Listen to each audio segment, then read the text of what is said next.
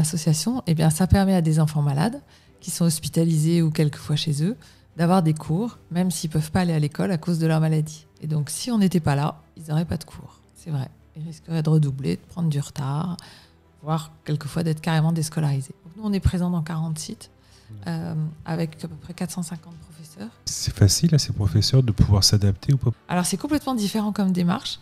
C'est pas évident de s'adapter, mais quand on a envie, on y arrive. Ça peut être des conditions matérielles qui sont compliquées. Et après, ces jeunes, dans des situations psychiques très précaires, très difficiles, on essaye de s'adapter pour essayer de les raccrocher à une scolarité. On a aussi une équipe de salariés, de coordinatrices qui sont dans les hôpitaux, qui travaillent tous les jours dans les hôpitaux et qui sont au contact des médecins, des élèves et des bénévoles.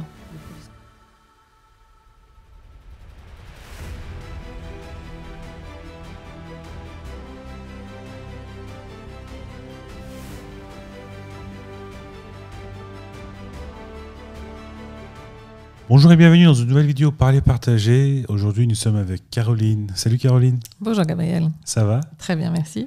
Alors Caroline, qui es-tu? Alors, je suis plusieurs choses. Mais tout d'abord, la présidente d'une belle association qui s'appelle l'École à l'hôpital. Du coup, quelle est cette association? Alors, l'association, eh bien, ça permet à des enfants malades qui sont hospitalisés ou quelquefois chez eux d'avoir des cours, même s'ils ne peuvent pas aller à l'école à cause de leur maladie. En gros, quand ils sont malades et que si votre association n'existait pas, ou l'association, qu'est-ce qui se passe pour ces enfants-là? Alors, il y a quelques enfants qui ont de la chance, et parce que l'éducation nationale est présente et peut leur donner des cours dans l'hôpital où ils sont. Et ça, c'est plutôt pour des petits enfants en primaire. Pour les collégiens et les lycéens, il n'y a pas beaucoup de professeurs de l'éducation nationale dans les hôpitaux. Et donc, si on n'était pas là, ils n'auraient pas de cours. C'est vrai. Ils risqueraient de redoubler, de prendre du retard, voire quelquefois d'être carrément déscolarisés. Du coup, qui est-ce qui a créé cet asso? Quand est-ce qu'elle a été créée? Alors, c'est une vieille association.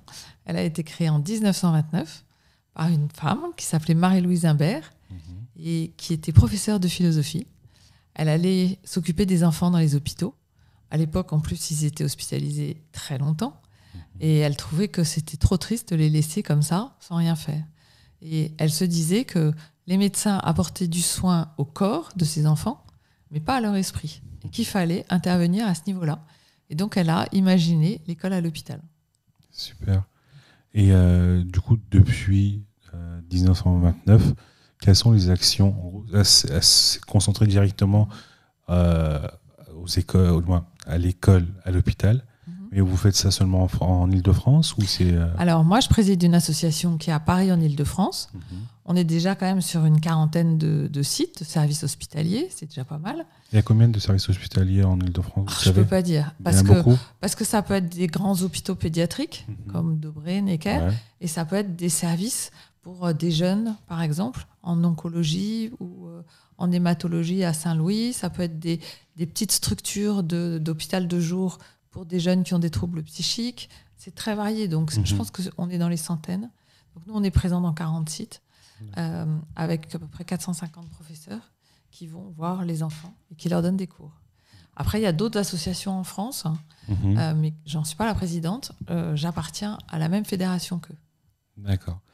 Et du coup, vous avez 350 professeurs. 450 professeurs. Et sont des professeurs bénévoles? Oui. Et tout à fait, des professeurs bénévoles. La plupart sont des professeurs de métier. Certains sont à la retraite, d'autres sont encore en activité. C'est des professeurs extraordinaires et qui veulent donner de leur temps pour que les enfants puissent continuer à avoir cours. Et ils ont une envie et un besoin de transmettre qui est formidable. Et donc, ils vont s'adapter complètement aux enfants, à leur état, à leur niveau scolaire, à leur fatigue, à leur maladie, pour pouvoir les aider du mieux qu'ils peuvent. Et c'est facile à ces professeurs de pouvoir s'adapter ou pas? Parce que déjà, faire une classe de 30 personnes, c'est autre chose que là. Alors, c'est complètement différent comme démarche. C'est pas évident de s'adapter, mais quand on a envie, on y arrive. Ça peut être des conditions matérielles qui sont compliquées. Quelquefois, quand on est dans une chambre stérile, il faut s'habiller complètement en schtroumpf pour pouvoir entrer dans la chambre. Il faut désinfecter tout le matériel, etc. Ou alors, ça peut être des conditions plus intellectuelles qui peuvent être plus compliquées. Des enfants qui sont loin de la scolarité, qui n'ont pas envie de travailler, mais à qui il faut justement redonner un peu envie d'apprendre. Donc, il faut avoir plein d'imagination.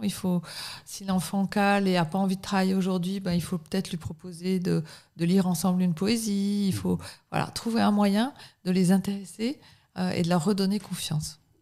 D'accord.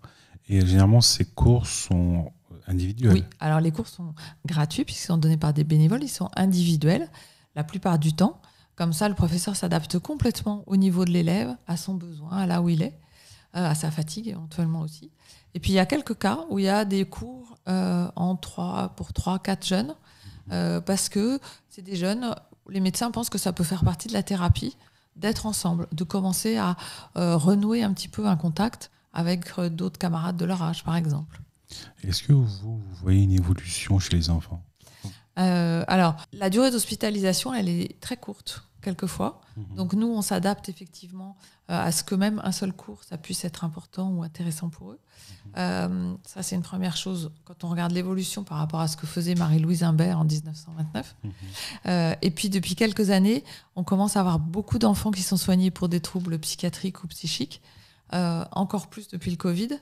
Donc, vous avez dû lire dans les journaux qu'il y avait des jeunes qui allaient mal, pour qui c'était compliqué. Nous, on le voit dans les hôpitaux, il y en a beaucoup plus. Et il y en a aussi beaucoup plus qui attendent des places parce que les lits d'hôpitaux ferment. Il y a des lits qui ferment parce qu'il n'y a pas assez de soignants dans les services psychiatriques. Donc ça, c'est pas notre sort, mais on le constate et c'est compliqué.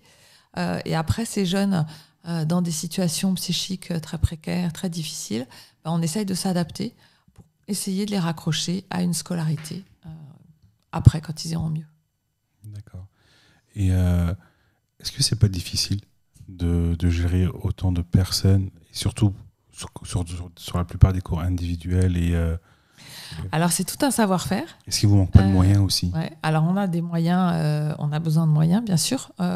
C'est un savoir-faire et c'est une organisation qui s'est définie au cours du temps, depuis bientôt 100 ans.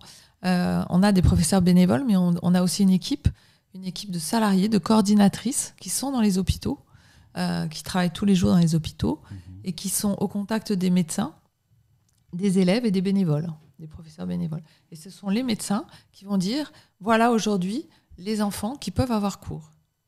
Parce que c'est les médecins qui sont capables de dire, celui-là, il est trop malade pour avoir cours, ou au contraire, celui-là, il va mieux, il peut avoir cours. Et donc, ces personnes sont au quotidien dans les hôpitaux, et c'est elles qui gèrent l'agenda et l'organisation du travail des professeurs dans les hôpitaux. Et puis, il y a une équipe avec une responsable pédagogique, avec une directrice des opérations. Enfin, il y a quand même une équipe. En plus des solide. 450 professeurs, voilà, vous avez beaucoup plus de personnes, quoi. On a 25 salariés en plus. D'accord. Oui. Et est-ce que vous avez des chiffres à nous présenter par rapport... par exemple, je ne sais pas, un chiffre depuis par exemple 1929. Alors depuis, non, ça je ne peux pas. Non. En revanche, on ne fait pas des sommes chaque année, mais en moyenne, chaque année, on suit au moins 4000 jeunes, donc entre 5 ans et 25 ans, mais surtout des ados, en fait, collégiens, lycéens. On donne à peu près 20 000 cours. Donc il y a des jeunes qu'on suit pendant quelques semaines, voire quelques mois, et certains, peu heureusement, pendant quelques années. Que vous dire d'autre ? Donc 450 professeurs, 40 sites. Voilà. Donc comptez après en moyenne 4000 jeunes chaque année. Je vous laisse faire le calcul sur presque 100 ans. Bon, vous le ferez directement en commentaire, quoi. Caroline, est-ce que je vous propose un café ? Oui, volontiers. Super. On passe à la minute café.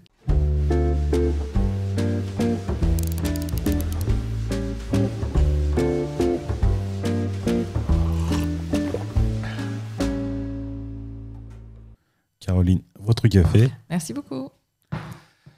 Caroline, là, la deuxième partie de notre podcast, c'est un moment un peu plus différent. On essaie de connaître les personnes qui œuvrent, qui ont, en gros, qui sont en action, on va dire, pour le bien commun. Okay. Et c'est pour ça qu'on pose des questions un peu plus personnelles. Allez-y.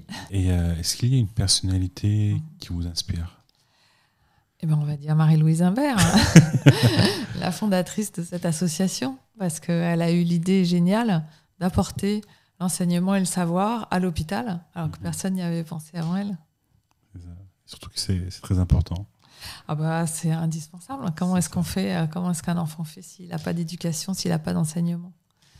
Et c'est une des inégalités fondamentales. Et normalement, on est dans un pays où ça ne devrait pas exister. C'est ça. Et la dernière question de ce podcast-là, est-ce que vous avez un conseil ou un message à faire passer? Alors, un message à faire passer, c'est que même quand un enfant est malade, un jeune est malade, même quand il est à l'hôpital, il y a toujours une solution pour qu'il n'ait pas la double peine d'être malade et de louper l'école ou de redoubler.